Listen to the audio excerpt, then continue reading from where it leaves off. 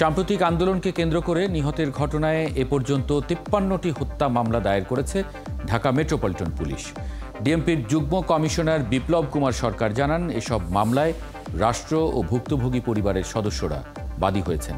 Block রেইডকে কেন্দ্র করে গ্রেপ্তার বাণিজ্যের প্রমাণ পেলে কঠোর ব্যবস্থা নেওয়ার কথাও জানান তিনি। মহিম মিজানের রিপোর্ট। সাম্প্রতিক কোটা সংস্কার আন্দোলনকে কেন্দ্র করে সরকারি হিসেবে এখন পর্যন্ত 150 জন মারা যায়। নিহতের সংখ্যা রাজধানীতেই বেশি। সংঘাত, সহিংসতা ও নাশকতার ঘটনায় ঢাকার বিভিন্ন থানায় মামলার সংখ্যা দাঁড়িয়েছে প্রায় 270টি, আর হত্যা মামলা দায়ের হয়েছে 53টি। এর মধ্যে রাষ্ট্রবাদী হয়ে কিছু মামলা করেছে, আর নিহতের স্বজনরা বেশ কিছু মামলার বাদী হয়েছে। ডিএমপি যুগ্ম কমিশনার জানান, গুরুত্বের সাথে মামলাগুলো তদন্তের বিষয়ে তারা জোর দিচ্ছেন। তদন্ত কর্মকর্তারা যাতে নিরপেক্ষ মামলাগুলো তদন্ত করেন সেটিরও নজর রাখা হচ্ছে। 53টি হত্যা মামলা দায়ের করা হয়েছে। এর কিছু মামলা দায়ের করা হয়েছে যারা বাদী পক্ষ হচ্ছে সাধারণ মানুষ, যারা তারা বাদী হয়েছে। আর কিছু মামলা বাদীরা যদি কেউ অভিযোগ না করে রাষ্ট্রের পক্ষে পুলিশ বাদী হয়েছে। প্রত্যেকটি মামলার শতভাগ সুষ্ঠু এবং নিরপেক্ষ তদন্ত হবে। পুলিশ কমিশনার স্যার ব্যক্তিগতভাবে সেই মামলাগুলি কিন্তু তদারকি করবেন এবং সিনিয়র অফিসারদেরকে সেখানে কিন্তু সারাক্ষণ মনিটরিংয়ের জন্য ইতিমধ্যে নির্দেশ দেওয়া হয়েছে। ডিএমপি যুগ্ম কমিশনার বলেন, চলমান ব্লক রেইডে পুলিশের কোনো সদস্যের বিরুদ্ধে গ্রেপ্তার বাণিজ্যের অভিযোগ উঠলে তার বিরুদ্ধে কঠোর ব্যবস্থা নেয়ার কথাও জানান এই কর্মকর্তা। গ্রেফতার এবং বাণিজ্য এই শব্দ দুটি কিন্তু অনেক আগে থেকেই প্রচলিত। কাজেই পুলিশ কমিশনার স্যার যেদিন থেকেই এই ব্লক রেডের নির্দেশ দিয়েছেন, সেদিন থেকেই পুলিশ কমিশনার স্যার কিন্তু এই দুটি শব্দের ব্যাপারে অত্যন্ত সতর্ক রয়েছেন। আমি ব্যক্তিগতভাবে সাক্ষী হিসেবে রয়েছি। পুলিশ কমিশনার স্যার সবাইকে নির্দেশ দিয়েছেন যে এই ধরনের কোনো সংবাদ যদি পুলিশ কমিশনার স্যারের কানে আসে, সঙ্গে সঙ্গে দায়ী ব্যক্তিকে শুধুমাত্র প্রত্যাহার নয়, তার বিরুদ্ধে একেবারে সর্বোচ্চ আইনগত ব্যবস্থা গ্রহণ করা হবে। চলমান গ্রেফতার অভিযানে বিভিন্ন নাশকতার ভিডিও ফুটেজ দেখে কেবল জড়িতদেরই গ্রেফতার করা হচ্ছে বলে দাবি করেন ডিএমপির এই কর্মকর্তা। মহিম মিজান, 71, ঢাকা। দিনের দুটি ঘটনা নিয়ে আমরা আজকে আলোচনায় যাব। প্রথমে জামায়াত নিষিদ্ধ এবং পরে সম্প্রতি ঘটে যাওয়া হত্যা ও নাশকতার বিচার প্রশ্ন। আমাদের সঙ্গে আছেন বাংলাদেশ সুপ্রিম কোর্ট আইনজীবী সমিতির সম্পাদক অ্যাডভোকেট শাহ মঞ্জুরুল হক এবং সিনিয়র সাংবাদিক ও ব্রডকাস্ট জার্নালিস্ট সেন্টারের চেয়ারম্যান রেজওয়ানুল হক রাজা। আপনাদের স্বাগত জানাচ্ছি সংবাদযোগে। রেজওয়ানুল হক, জামায়াত নিষিদ্ধের দাবি এদেশের নাগরিক সমাজ এবং রাজনৈতিক সমাজের দীর্ঘদিনের, অনেক দিনের, এবং আন্তর্জাতিক অপরাধ ট্রাইব্যুনালের একটি বিচারে জামায়াতকে সন্ত্রাসী সংগঠনও সে সময় বলা হয়েছিল, গণমাধ্যমে এটা খুব বড় করে এসেছিল। এটা নিষিদ্ধের প্রক্রিয়া চলছে, আমরা জানছি গত দুদিন ধরেই খবরে। প্রভাব কি দেখেন আসলে? ধন্যবাদ। আপনি ঠিকই বলেছেন, বিষয়টি অনেক দিনের পুরনো বিষয়। আমরা তার আগেও জানি যে জামাত ইসলামকে 2013 সালে তাদের নিবন্ধন বাতিল করেছিল নির্বাচন কমিশন। তো তার বিরুদ্ধে জামাত ইসলাম আদালতের আশ্রয় নেয়, কিন্তু আদালতও তাদের সে আপিল খারিজ করে দিয়েছে 2023 সালে। সেই হিসাবে তাদের নিবন্ধন নেই এবং সেই কারণে তারা দলীয়ভাবে কোনো নির্বাচনে অংশ নিতে পারে না। আর আপনি যেটা উল্লেখ করলেন, যখন আন্তর্জাতিক অপরাধ ট্রাইব্যুনালে যুদ্ধ 71-এর মানবতার বিরোধী অপরাধের বিচার হচ্ছিল, সেই সময় আদালত জামাতকে সন্ত্রাসী সংগঠন হিসেবে উল্লেখ করেছিলেন। তারপর থেকেই বিভিন্ন বিশেষ করে মুক্তিযোদ্ধাদের পক্ষ থেকে দাবি ওঠে যে যেহেতু আদালত বলেছেন যে জামাত সন্ত্রাসী সংগঠন, এই কারণে তাদেরও দল হিসেবেও, এতদিন তো ব্যক্তিগত অপরাধের বিচার হয়েছে, এখন দল হিসেবে জামাত ইসলামের বিচার হোক। তো সেই দাবিটি উঠেছিল এবং সেই দাবিতে সরকার কিছুটা রেসপন্স করেছিলেন। আমরা আইনমন্ত্রীকে বহুবার বলতে শুনেছি যে এই বিষয়ে একটি আইন প্রক্রিয়াধীন আছে সন্ত্রাসী সংগঠন হিসেবে জামাতের বিচারের জন্য, কিন্তু সেটি এখন পর্যন্ত আমরা দেখিনি সেই আইনটি পাশ হয়েছে, যে কারণে জামাতের বিচারও দল হিসেবে বিচার হয় না। এখন যেটি হচ্ছে সাম্প্রতিক ঘটনাবলীর পরিপ্রেক্ষিতে তাতে যেটি দাঁড়াচ্ছে যে নির্বাহী আদেশেই জামাত এবং তাদের ছাত্র সংগঠন শিবিরকে আপনার নিষিদ্ধ করার উদ্যোগ নেওয়া হয়েছে। তো এটি আসলে নতুন কোনো ইস্যু না, আসলে পুরনো ইস্যু নতুন করে উঠেছে। এবং এতদিন সরকার কেন এটা করে নাই, জামাতকে দল হিসেবে কেন বিচার করে নাই, সেটি নিয়েও সমালোচনা ছিল। মুক্তিযোদ্ধাদের মধ্যে ক্ষোভ ছিল। ৭১-এর ঘাতক দালাল নির্মূল কমিটি সংগঠনের পক্ষ থেকে একাধিকবার এটি বলা হয়েছে। তাদের একটা অসন্তোষ ছিল, সরকার কেন করছে না। সরকার এরকমও অভিযোগ উঠেছিল যে মানে বিরোধী দলের পক্ষ থেকে যে এটিকে সরকার একটি রাজনৈতিক হাতিয়ার হিসেবে ব্যবহার করছে, এটি সম্পন্ন হয়ে গেলে তো আর কোনো ইস্যু থাকে না, এরকম সমালোচনাও ছিল। তো যাই হোক, সরকার কখন কোনটা করবে এটি তাদের একটা কৌশলের ব্যাপারও থাকতে পারে। আমার মনে হয় যে সরকার হয়তো এরকম একটা পরিস্থিতির জন্য বা একটা সময়ের জন্য অপেক্ষা করছিল। তো সেই সময়টি এখন হয়েছে বলে তারা মনে করছেন এবং সেজন্যই এই উদ্যোগটা নেওয়া হয়েছে। এটার ইম্প্যাক্ট কি পড়বে সেটি নিয়ে একটা কনসার্ন এক ধরনের আছে যে জামাত এখন প্রকাশ্যে আছে, দলীয় তাদের রাজনীতি করার অধিকার এখন পর্যন্ত আজকে পর্যন্ত আছে। এখন যদি তাদেরকে নিষিদ্ধ করা হয় তাহলে তারা আন্ডারগ্রাউন্ডে চলে যাবে এবং সেখান থেকে তাদের বিভিন্ন রকমের নাশকতা চালাতে পারে কিনা, এরকম একটা আশঙ্কার কথা বিভিন্ন জায়গা থেকে বলা হয়। তবে তার আবার উল্টো দিকে উল্টো মতামতও আছে যে জামাত যেভাবে জামাতকে আমরা চিহ্নিত করি বা যেভাবে জামাতের শক্তিমত্তা নিয়ে আমরা কথা বলি বা অনুমান করি বা ভাবি, সেটি আসলে কতখানি সত্য সেটা নিয়েও প্রশ্ন রয়েছে। তো আমার মনে হয় যে আজকে বিএনপির মহাসচিব মির্জা ফখরুল ইসলাম আলমগীর, যিনি কয়েকদিন আগে মাত্র সকল দল মানে সকল বিরোধী দলের সমন্বয়ে এবং তিনি জামাত ইসলামের কথা সেখানে আলাদাভাবে উল্লেখ করেছিলেন একটি বিবৃতিতে, যে তাদেরকে নিয়ে এক হয়ে সরকারের বিরুদ্ধে আন্দোলন শুরুর কথা আহ্বান জানিয়েছিলেন। তো সেই জামাতের ব্যাপারে আজকে যখন তাকে প্রশ্ন করা হয়েছিল তখন কিন্তু তিনি বলেছিলেন যে এটা আমাদের কনসার্ন না, মানে বিএনপি এটাকে তাদের কনসার্ন হিসেবে মনে করছে না। এটি আমার মনে হয় যে জামাতকে রিজন করারই স্বাধীন এবং সেক্ষেত্রে জামাত নিষিদ্ধ হলে যে বড় ধরনের কোনো ইম্প্যাক্ট নেগেটিভ কোনো ইম্প্যাক্ট পড়বে বলে আশঙ্কা হয়, সেটি বিএনপি যদি তাদেরকে অন্যায় করে তাহলে আমার মনে হয় না যে সেরকম কোনো ইম্প্যাক্ট করতে।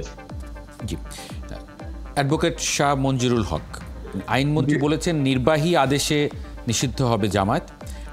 নির্বাহী আদেশে জামায়াত নিষিদ্ধ হলে পরবর্তীতে আইনি বা রাজনৈতিক কোনো চ্যালেঞ্জ দেখেন কিনা?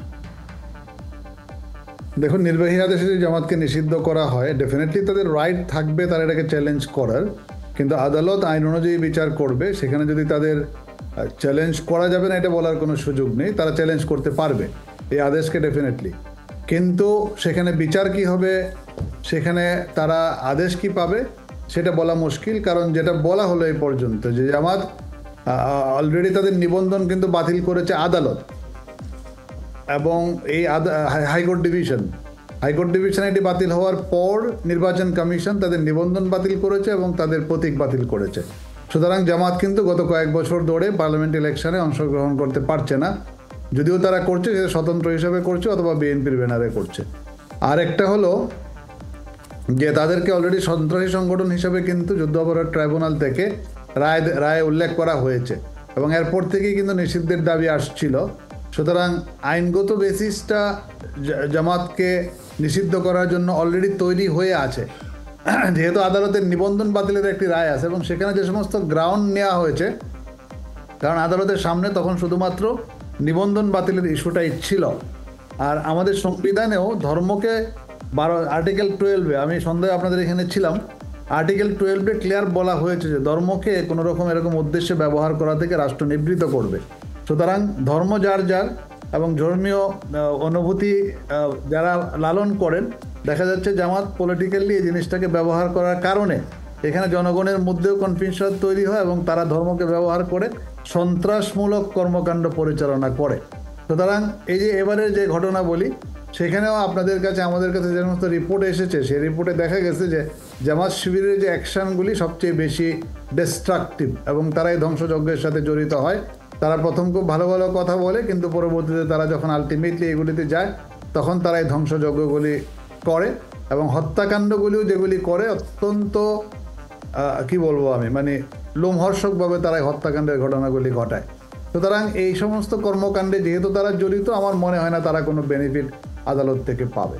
মানে রাজনীতিতে ধর্মকে ব্যবহার করার না করার বিষয়ে সংবিধানের যে নির্দেশনা, সেই নির্দেশনা যদি জামায়াত নিষিদ্ধ হয়, সেই আইনি গ্রাউন্ড যদি এখানে আসে, তাহলে অন্য রাজনৈতিক দলগুলো যারা এখন ধর্মকে ব্যবহার করে রাজনীতি করছে সেগুলোর ব্যাপারে আসলে কি হবে? আমাদের এখানে বেশ কয়েকটি সংগঠন কিন্তু নিষিদ্ধ আছে, হিজবুত তাহরির, তারপর আরও কোনটা মানে ইসলামী নাম দিয়ে বেশ কিছু সংগঠন আছে যাদেরকে কিন্তু বাতিল করা হয়েছে এবং তারা কিন্তু নিষিদ্ধ সংগঠন, তারা কিন্তু আদালতের আশ্রয় লাভ করে নাই এবং করলেও তারা বেনিফিট পাবে বলে আমি মনে করি না। জি, রেজানুল হক রাজা, এই সময়ের আরেকটি গুরুত্বপূর্ণ বিষয় সাম্প্রতিক যে হত্যাকাণ্ড এবং নাশকতা, সেটার বিচার বিভাগীয় কমিটি হয়েছে, কিন্তু তারা 6 জনের হত্যাকাণ্ডের যে তদন্ত সেটা করছে বলে জানিয়েছে। বাকি হত্যাকাণ্ডগুলোর তদন্ত এবং বিচার মানে কিভাবে হবে বলে মনে করেন? রেজানুল হক রাজা। ধন্যবাদ। আমি এই ব্যাপারে আসলে একটু আমাদের এখানে যিনি লয়ার আছেন শাহ মঞ্জুরুল হক, তার কাছে প্রথমে এটা একটু ক্লিয়ার হয়ে যাওয়া দরকার যে বিচার বিভাগীয় তদন্ত কমিটি যেটা হয়েছে, এটা কি শুধুমাত্র 16 তারিখের যে প্রথম যেদিন হত্যা ঘটনা ঘটলো বা নিহত হলো 6 জন, এই বিচার বিভাগীয় তদন্ত কমিটি কি শুধু এটারই তদন্ত করবেন, নাকি পরবর্তীকালে যে আরো ধরেন সরকারি হিসাবেই তো দেড়শো মানুষ নিহত হয়েছে, সেগুলোর ব্যাপারে কি এই কমিশন, বিচার বিভাগীয় কমিশনের কি এখতিয়ার আছে কি নেই? এখন পর্যন্ত ওনার যেটা টার্মস অফ রেফারেন্স আছে সেখানে 6 জনের কথাই বলা আছে। তবে পরবর্তীতে যদি উনি মনে করেন যে সবগুলি ওনার পক্ষে তদন্ত করা সম্ভব না, 150টা যদি হয়, ডেফিনেটলি পুলিশ তদন্ত করছে এবং আপনি জানেন যে রিপোর্টে অলরেডি আসছে যে 53টি হত্যা মামলা কিন্তু দায়ের হয়েছে। সুতরাং এইগুলি অ্যাজ ইউজুয়াল পুলিশ তদন্ত করবে। যে 6টা বিতর্কিত, সেই 6টা নিয়ে জুডিশিয়াল কমিটি কাজ করবে। এরপরে যদি উনি মনে করেন যে না, উনি এই টার্মস অফ রেফারেন্সটাকে বৃদ্ধি করবেন 2-1টার ব্যাপারে, উনি সেটা অনুমতি নিয়ে করতে পারবেন। আচ্ছা, ধন্যবাদ। তো আমি 71 রিপোর্টে যেটা দেখলাম যে 53টি হত্যা মামলা দায়ের হয়েছে এবং তার মধ্যে বেশ কয়েকটি দায়ের করেছেন যারা নিহত হয়েছেন তাদের স্বজনেরা বাদী হয়ে করেছেন, আর বাকিরা পুলিশ বাদী হয়ে করেছে। তো এটা সত্য যে পুলিশের তদন্তের ব্যাপারে কিন্তু একটা কিছু সংশয় মানুষের আছে।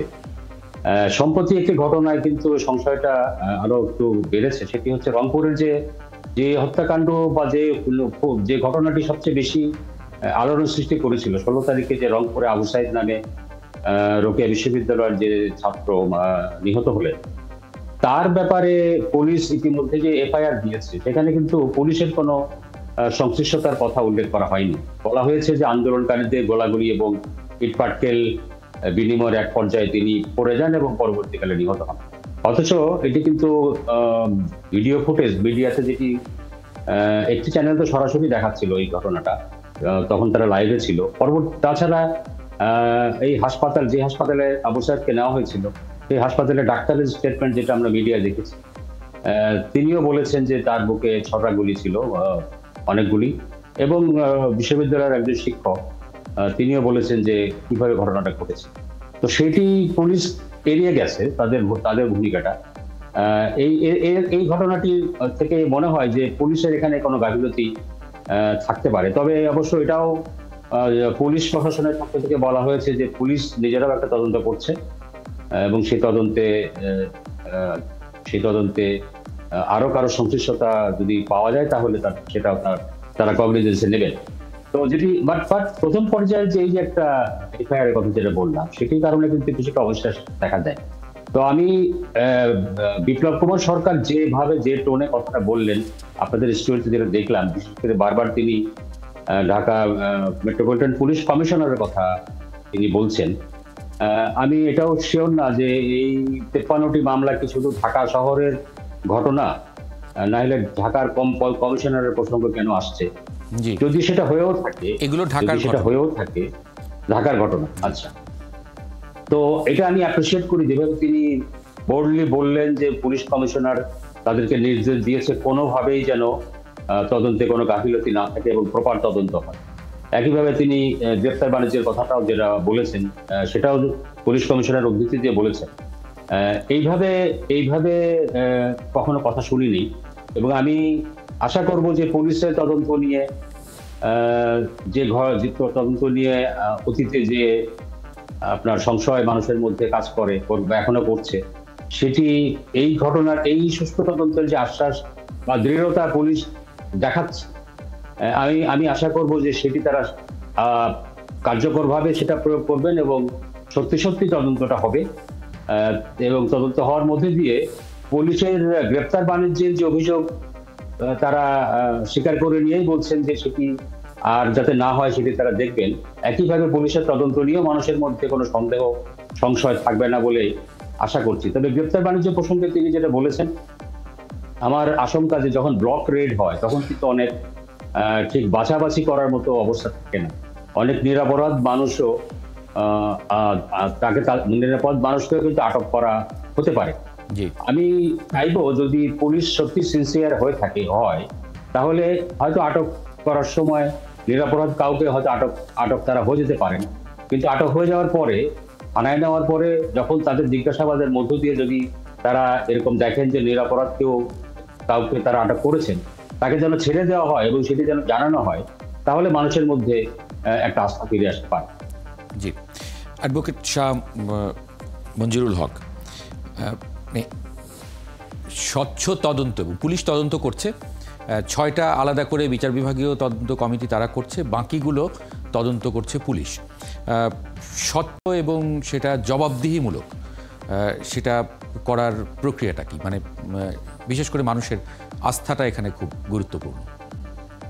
এখন ধরুন আমাদের এখানে তদন্তকারী সংস্থা অনেকগুলি রয়েছে, পুলিশ রয়েছে, আপনার পিবিআই রয়েছে, সেটাও কিন্তু পুলিশ, সিআইডি রয়েছে, সেটাও পুলিশ। এখন জেনারেল তদন্তগুলি কিন্তু পুলিশই করে থাকে আমাদের। এখন যে হত্যাকাণ্ডর তদন্ত 53টা মামলা হয়েছে বলা হচ্ছে, সে 53টি হলো হত্যা মামলা, আর হত্যা মামলার বাইরেও মামলা হয়েছে আপনার 270টি। তো সবগুলির তদন্তভার আপাতত পুলিশের হাতেই রয়েছে, 6টি বা 7টি বাদে, যেটা আমাদের জুডিশিয়াল কমিটি করছে। এখন জুডিশিয়াল কমিটির তদন্তও কিন্তু পুলিশি তদন্তকে ডেওয়ার করবে না। এই জুডিশিয়াল কমিটির তদন্তটা এটা হলো শুধু ডিটারমাইন করার জন্য যে এর পিছনে কি কি ফ্যাক্টর কাজ করেছিল, কিন্তু জুডিশিয়াল কমিটির তদন্তের সাথে সাথে কিন্তু পুলিশ তদন্ত ওখানে হবে। তো পুলিশের বাইরে এখন তদন্ত করার কোনো সুযোগও নেই। না, মানে পুলিশের বাইরে তো আর কেউ কি তদন্ত করে? মানে আদালতে, মানে আইনি, মানে যখন এটা আদালতে যখন আর্গুমেন্টগুলো আসবে তখন আদালত কি পুলিশের বাইরে কারোর তদন্ত কি অ্যাকসেপ্ট করতে পারে? মানে এরকম নজির আছে? হ্যাঁ, পুলিশ তদন্ত করবে, এবং পুলিশের তদন্ত যদি কারো স্যাটিসফ্যাক্টরি না হয় তাহলে আমাদের সিস্টেম হচ্ছে নারাজি দিতে পারবে, এবং সে নারাজি নিয়ে ওই কোর্ট যদি নারাজি অ্যাকসেপ্ট করে আবার এটাকে পুলিশ বাদে পিবিআইকে তদন্ত দিতে পারবে, সিআইডিকে তদন্ত দিতে পারবে। এই দুইটা সংস্থাকে অল্টারনেটিভ হিসেবে দেখা হয়। পুলিশেরই অঙ্গ সংগঠন। একটা মামলা র্যাবকেও তদন্ত করার জন্য দেওয়া হয়েছে, 1-2টায়।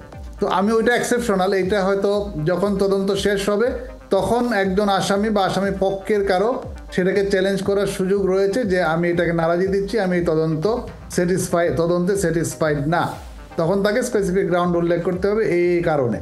তো এখন পর্যন্ত আমার কথা হচ্ছে যে তদন্তের জন্য আমি পুলিশকে, বিপ্লব কুমার সাহা যে রেফারেন্সগুলি দিয়েছেন আমি তাকে অ্যাপ্রিসিয়েট করি, বাট কথা এবং কাজের জন্য মিল থাকে। আমি সেটাও বলবো যে অবশ্যই পুলিশ প্রমাণ করবে যে তারা নিরপেক্ষভাবে প্রতিটি ঘটনার তদন্ত করবে, এবং জনগণের আস্থা, আসামিদের আস্থা যেন পুলিশের উপর ফিরে আসে এবং থাকে, সেই ব্যবস্থা পুলিশ করবে। কারণ এখানে যে হত্যাকাণ্ডগুলি হয়েছে, যে ধ্বংসযজ্ঞগুলি হয়েছে, ধরেন মামলা কিন্তু এক একজনের বিরুদ্ধে শুধু একটি মামলা না, আমি এটা একটু ক্লিয়ার করে দিচ্ছি যে প্রতিজনের বিরুদ্ধেই প্রায় 2টা 3টা সর্বোচ্চ 4টা মামলাও কিন্তু হয়েছে। মামলাগুলি শুধু হত্যা মামলা হচ্ছে না এবং পেনাল কোডে হচ্ছে না, মামলাগুলি হচ্ছে আপনার ধরেন স্পেশাল পাওয়ার অ্যাক্টে মামলা হচ্ছে। স্পেশাল পাওয়ার অ্যাক্টের 15 ধারার মামলা, এটা কিন্তু শক্ত মামলা। শক্ত মামলা বলতে এই মামলার শাস্তি হলো যাবজ্জীবন এবং মৃত্যুদণ্ড। আরেকটি আইনে মামলা হচ্ছে, সেটা হলো এক্সপ্লোসিভ সাবস্টেন্স অ্যাক্ট। ওখানে ধরেন পুলিশের তদন্ত হলো এই এক্সপ্লোসিভটা পাইলেই সে এইটার তদন্ত যথেষ্ট, এর বাইরে তেমন কিছু করার থাকে না। এখন এই মোবের মধ্যে কারা এই এক্সপ্লোশনটা করতেছে সেটা ডিটারমাইন করা একটু কঠিন, বাট পুলিশ সেখানে আলামত সংগ্রহ করে সাক্ষ্য প্রমাণ নিয়ে যাদেরকে ধরেছে তাদের বিরুদ্ধে কিন্তু এক্সপ্লোসিভ সাবস্টেন্স অ্যাক্টের 3 এবং 4 ধারায় মামলা হচ্ছে। সেখানেও কিন্তু শাস্তি যাবজ্জীবন কারাদণ্ড অথবা মৃত্যুদণ্ড। আবার সন্ত্রাস দমন আইনে মামলাগুলি যেতে পারে। সন্ত্রাস দমন আইনে যদি মামলা হচ্ছে অনেকের বিরুদ্ধে, সেখানে কিন্তু তদন্তকালীন মেয়াদ মাত্র 30 দিন, তারপরে সময় নিয়ে 15 দিন এবং 60 দিনের মধ্যে তাকে তদন্ত কাজ সম্পন্ন করে বিচার কার্য 60 দিনের মধ্যে সম্পন্ন করতে হবে। এর বাইরে যেটা রয়েছে পেনাল কোডের মামলা হচ্ছে, যেখানে 302 পর্যন্ত, মানে যেখানে হত্যাকাণ্ড হচ্ছে, সেখানেও যদি অপরাধ প্রমাণিত হয় যাবজ্জীবন অথবা মৃত্যুদণ্ড। তাহলে এক একজনের বিরুদ্ধে কিন্তু 2টা 3টা 4টা করে মামলা হচ্ছে, কারণ একই ব্যক্তি আর্সনের সাথে জড়িত, একই ব্যক্তি ভ্যান্ডালাইজেশনের সাথে জড়িত, একই ব্যক্তি সাবুটেজের সাথে জড়িত, একই ব্যক্তি এক্সপ্লোশন করছে। সুতরাং দেখা যাচ্ছে যে এক একজনের বিরুদ্ধে এরকম বিগ মানে স্কেল আমি বলবো, যেহেতু সবগুলি মামলারই অন্তত 3টা 4টা আইনে যে মামলা হচ্ছে, ম্যাক্সিমাম আইনেরই শাস্তি হচ্ছে যাবজ্জীবন অথবা মৃত্যুদণ্ড। সুতরাং অবশ্যই পুলিশ যেন কেয়ারফুলি তদন্ত করে, বিনা দোষে যেন কারো বিরুদ্ধে কোনো চার্জশিট দেওয়া না হয়। আর গণগ্রেপ্তারের কথা যেটা বলা হচ্ছে, এটাও আমি মনে করি যে ওনারা যেন এটা যে কোনো সময় কোনো মুভমেন্ট যখন হয়, অ্যারেস্ট যখন হয়, তখন গণগ্রেপ্তারের অভিযোগটা কিন্তু থাকেই, যেটা বিপ্লব কুমার সরকারও বলেছেন যে এটা আমরা প্রথম থেকেই সজাগ রয়েছি। আমাদের কাছে যে অভিযোগ আসছে না, এজ এ লয়ার আমরাও পাচ্ছি 2-1টা যে গণগ্রেপ্তারের কিছু ইস্যু এখানে থাকতেও পারে, অভিযোগ করে অনেকেই। কিন্তু আমি মনে করি যে পুলিশকে এখন স্বচ্ছতার পরিচয় দিতে হবে, কারণ এই মুহূর্তে আমরা যতই পুলিশকে বলি না কেন, আপনি দেখেন কষ্টকর কাজটা কিন্তু তারাই করছে। এখানে এই মামলাগুলি রুজু করা, মামলাগুলির তদন্ত করা, আবার দোষারোপের দায় নেওয়া, আবার সুষ্ঠুভাবে তদন্ত করা, তার নিরপেক্ষতা তাকে প্রমাণ করা। কারণ মামলার তদন্ত যত স্বচ্ছ হবে, বিচার তত রিলায়েবল হবে। কারণ একজন আমাদের মাননীয় বিচারকরা যখন বিচার কার্য পরিচালনা করেন, তখন তারা তদন্তের উপর কিন্তু বহুলাংশে নির্ভর করেন, এবং এই তদন্তের মধ্যেই সমস্ত আলামতগুলি প্রকাশ পায়। এবং আলামত ছাড়া পুলিশ ইচ্ছা করলে যে মন গড়া তদন্ত রিপোর্টটাকে দিতে পারবে তা কিন্তু না। পুলিশকে অনেক আইন কানুন মেনে, সিআরপিসি মেনে তাকে তদন্ত রিপোর্ট দিতে হবে। অ্যাডভোকেট শাহ মঞ্জুরুল হক এবং রেজওয়ানুল হক রাজা, আপনাদের দুজনকে অনেক ধন্যবাদ যুক্ত হবার জন্য আজ সংবাদ যুগে।